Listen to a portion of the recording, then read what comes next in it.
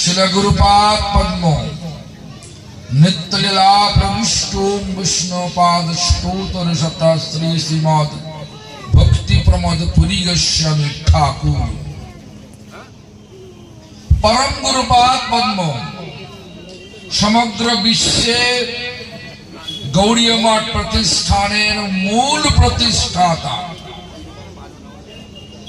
नित्यलीला प्रविष्ट शिल प्रभुपाद भक्ति सिद्धांत सरस्वती गोस्वामी ठाकुर तथा संप्रदाय द्वारा नियुक्त सकल आचार्यवृंद और शुद्ध भक्तवृंद सकलेर श्रीपाद पद्मे जानाय दंडवत प्रणाम।